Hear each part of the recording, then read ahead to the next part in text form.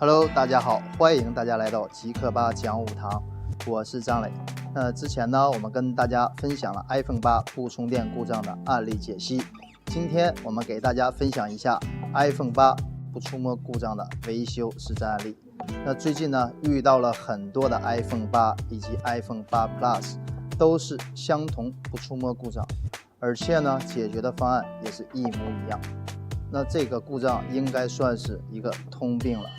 但是呢，这个通病与 U2 芯片损坏完全不一样。那它呢与螺丝孔断线类似，因为它们的共同之处呢都是人为造成的。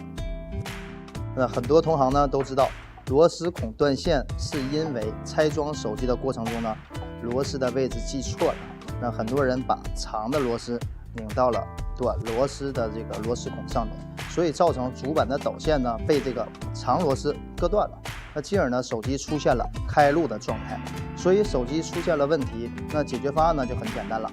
那就是业内俗称的飞线，用细细的导线将断线连接起来就可以了。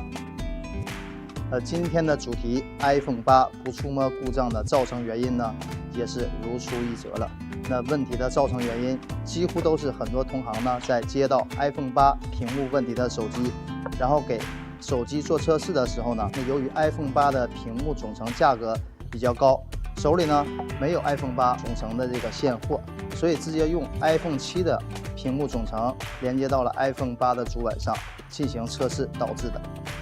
那经过仔细对比 iPhone 7与 iPhone 8的连接座，我们可以发现 iPhone 7与 iPhone 8显示屏连接座的尺寸呢几乎是一样的，但是 iPhone 7的 3D Touch 弓连接座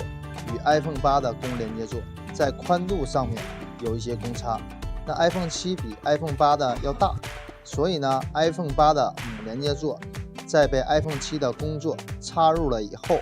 iPhone 8的母座呢就被撑大了，然后等同行再把 iPhone 8的屏幕总成装回原机时，手机就出现了触摸失灵的现象。那当我说到这里，我相信大家都知道了解决方案，那就是把配套的 3D Touch 弓母连接座重新换一套就 OK 了。由于 iPhone 8刚刚上市不久呢，物料不是十分的齐全，所以呢，大家可以用一套 iPhone 7的 3D Touch 弓母连接座换到 iPhone 8的手机上。一般情况下，显示屏连接座不需要更换。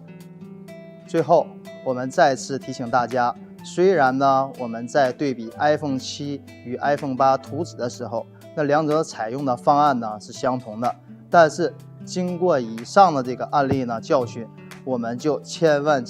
不要再把这个 iPhone 7的屏幕装到 iPhone 8的上面了。为什么？大家都知道，因为呢 iPhone 7比 iPhone 8的要大。10分钟精准诊断手机故障点是极客吧讲武堂的愿景。更多的 iPhone 维修实战案例，请打开微信，然后点击右上角的加号，并选择公众号，搜索并关注 Geekbar 微信服务号。我们下期见，拜拜。